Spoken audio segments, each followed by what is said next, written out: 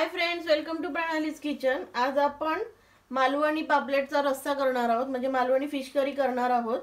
तर पापलेटचा रस्सा करण्यासाठी इथे मी ही लाल मिरची पावडर घेतले, हळद घेतलेली आहे, हे मी 1.5 चमचा घेतले, 1 चमचा धने घेतले, कोकम आहेत आंबटपणा येण्यासाठी।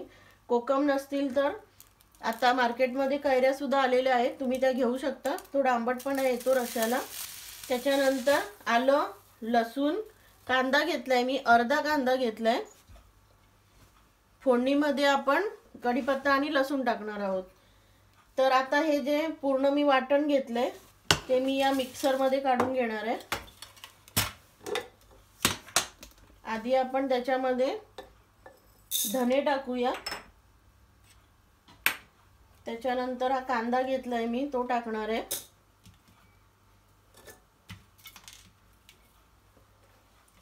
लसूण,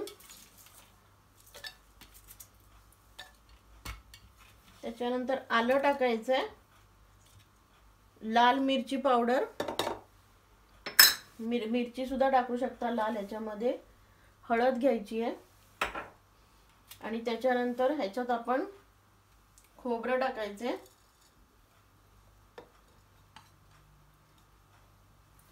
आणि आपण आता त्याच्यात पाणी टाकणार आहोत। आणि आता मी ते मिक्सरला चांगलं बारीक करून घेणार आहे।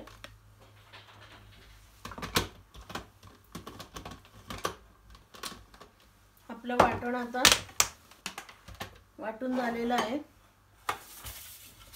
तर आता मी इथे ही कढई घेतले, कढई तापत ठेवायची आहे। तापल्यानंतर त्याच्यात तुम्हाला हवं तेवढं तेल टाकून घ्या, 1-1.5 चमचा तेल पुरेसा आहे। आणि नंतर त्याच्यामध्ये लसूण आणि कढीपत्ता टाकायचा आहे, तेल चांगलं तापून द्यायचं आहे। राई आणि जिरं सुद्धा थोडं टाकू शकता, पण ते ऑप्शनल आहे, नाही टाकलं तरी चालेल। आपण आता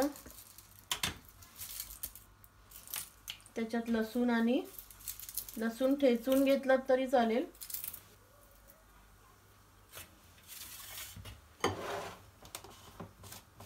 नंतर आपण वाटण टाकणार आहोत। तर इथे मी हे पापलेटचे तुकडे करून घेतले, पापलेट स्वच्छ धुवून कट करून तो या पीस मध्ये ठेवायचा आहे, म्हणजे करीसाठी व्यवस्थित पडतो, करी व्यवस्थित होते त्याची। असे पीस करून घेतले, आणि डोक्याचा जो भाग असतो तो असा कट करून घ्यायचा आहे। मी व्हिडिओ अपलोड केलेला आहे, तुम्ही तो बघून घ्या। त्याच्यानंतर आता कढीपत्ता आणि लसूण गरम झाले, चांगले फ्राय झाले। फ्राय झाल्यानंतर आपण त्याच्यामध्ये वाटण टाकणार आहोत। तर वाटण टाकण्याआधी हे जे मी वाटण घेतलेलं ते वाटण असं मिक्स करून घ्यायचं पाणी टाकून, नाहीतर मग तुम्ही जर डायरेक्ट वाटण टाकलं तर ते तडतड उडण्याची शक्यता असते, म्हणून आधीच ते पाणी टाकून ढवळून घ्यायचं पटापट, ढवळल्यानंतर मग ते उडत नाही।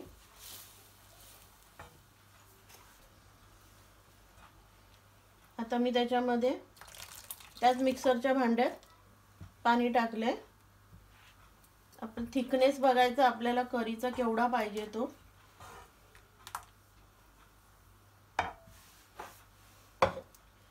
नंतर त्याच्यामध्ये मीठ टाकायचंय,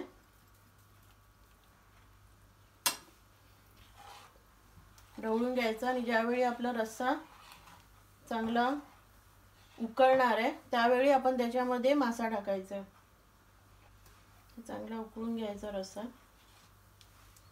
पापलेट मध्ये सुद्धा खूप प्रकार असतात, सिल्वर पॉम्फ्रेट येतो, त्याच्यानंतर व्हाईट पापलेट जो आपण आपल्याकडे मिळतो जो सफेद असतो, पुन्हा चायनीज पॉपलेट सुद्धा असतो, ब्लॅक पॉम्फ्रेट असतो। इथे ब्लॅक पॉम्फ्रेटला हलवा जो मासा असतो त्याला इथे ब्लॅक पॉम्फ्रेट म्हणतात, आणि सिल्वर मिळतो, व्हाईट मिळतो, चायनीज पॉम्फ्रेट मिळतो। अशा प्रकारचे वेगवेगळे पापलेटचे प्रकार सुद्धा अवेलेबल असतात। त्याच्यानंतर आपण जेव्हा हे वाटण वाटतो त्याच्यामध्ये तुम्ही कोणताही मासा टाकू शकता, अक्षरशः मांदेली टाकू शकता, बोंबील टाकू शकता। रेसिपी ही सेमच असते फिश करीची। त्याच्यामध्ये वेगवेगळे मासे आणून फक्त टाकायचे की आपली मालवणी फिश करी तयार असते। तर आपण आता हे चांगलं उकळून देऊया। आता मी इथे कैरी घेतलेली आहे, तर आपण आता ती कैरी टाकणार आहोत। ज्या वेळेला कैरीचा सीजन असतो त्यावेळेला कैऱ्या खूप अवेलेबल असतात मार्केटमध्ये।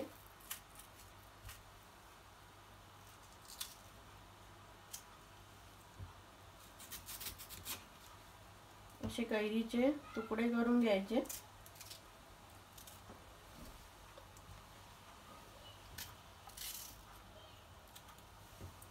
असे कैरीचे तुकडे त्या रश्श्यामध्ये टाकायचे।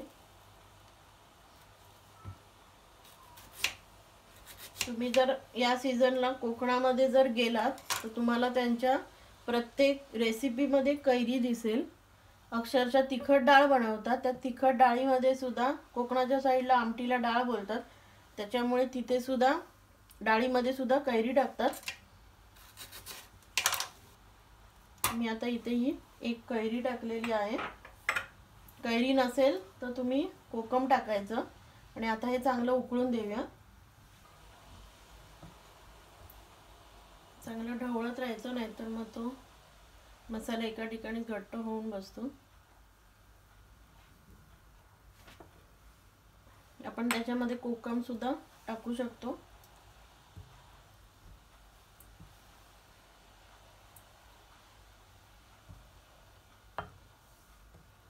चांगला उकळून द्यायचा रस्सा। आपला रस्सा आता उकळतोय। ज्या वेळेला उकळी येते त्यावेळेला हे जे पापलेटचे तुकडे आहेत ते टाकायचे त्याच्यामध्ये।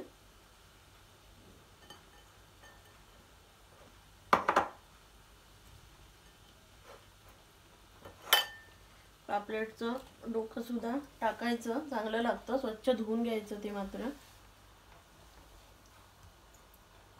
चांगली आता 5 ते 7 मिनिट चांगली ही करी शिजून द्यायची।